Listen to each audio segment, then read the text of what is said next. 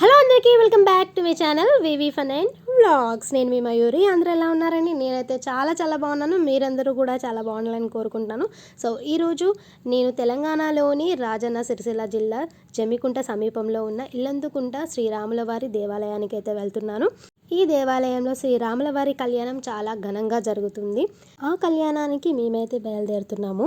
April నెల 6వ తేదీ ఉదయం నుంచి మనసులో ఒక ఉత్సాహం. ఈరోజు నేను ఖచ్చితంగా ఈ దేవాలయానికి అయితే వెళ్ళబోతున్నాను అని ఆనందం.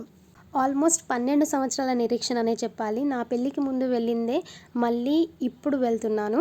మా తెలంగాణ రాష్ట్రంలో ఉన్న ఒక చిన్న గ్రామం ఇల్లంతకుంట. కానీ ఇక్కడ ఉన్న ఆలయం ఎంతో గొప్ప ప్రత్యేకత ఉన్న ఆలయం.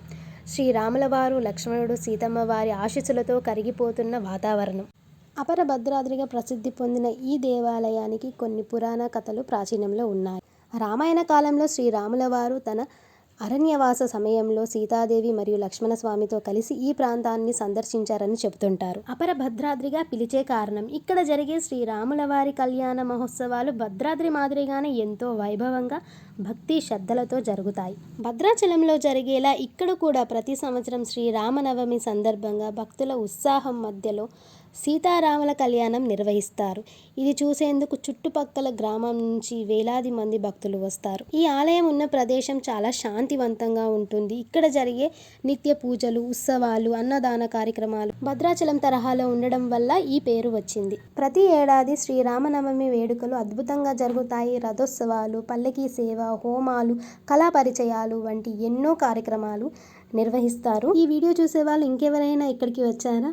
వస్తే గనక కామెంట్ సెక్షన్లో కామెంట్ చేయండి, నాకు కూడా తెలుస్తుంది. ఈ ఆలయం చాలా పురాతనమైన ఆలయం. ఈ ఆలయానికి ఒక ప్రత్యేకత ఉన్నది. ఇక్కడ మనస్ఫూర్తిగా ప్రార్థించి మన కోరికలు ముడుపు రూపంలో చెల్లిస్తే కోరిన కోరికలు తీరుతాయని నమ్మకం. భక్తుల భక్తి విశ్వాసం వల్ల ఇది ఒక ప్రాంతీయ భద్రాద్రిగా గుర్తింపు పొందింది. భద్రాచలం దూరంగా ఉండడం వల్ల ఇక్కడే భక్తులందరూ శ్రీరాముల వారి సేవ చేసుకుంటారు. ఇక్కడ ప్రసాదం కూడా అమృతంలా ఉంటుంది. కళ్యాణం అనంతరం అన్నదానం కూడా జరుగుతుంది. వేలాది మంది భక్తులు కళ్యాణాన్ని తిలకించి కడుపు నిండా భోజనం చేసి వెళ్తారు.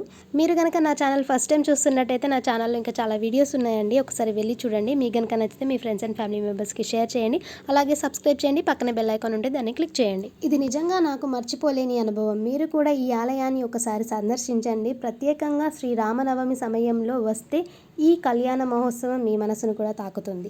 ఈ వీడియో కనుక నచ్చితే లైక్ చేయండి, షేర్ చేయండి, సబ్స్క్రైబ్ చేయండి.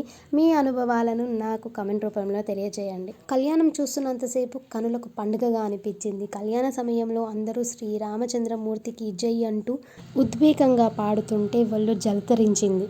ఇలా ప్రతి ఒక్కరూ ఒకసారైనా ఈ కళ్యాణాన్ని ప్రత్యక్షంగా చూడాలి. ఆ అనుభవం వర్ణించలేనిది. శ్రీరాముల వారి కళ్యాణం ప్రత్యక్షంగా చూడడం జీవితంలో ఒక వరమని అనుకుంటున్నాను. ఇదండి ఇల్లందుకుంట శ్రీరాముల వారి దేవాలయం గురించి నాకు తెలిసిన విషయాలు, నా అనుభవాలు అన్నీ మీతో షేర్ చేసుకున్నాను.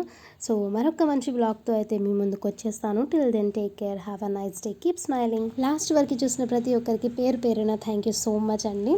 సో ఇలాగే సపోర్ట్ చేస్తారని అనుకుంటున్నాను. Thank you for watching. Bye.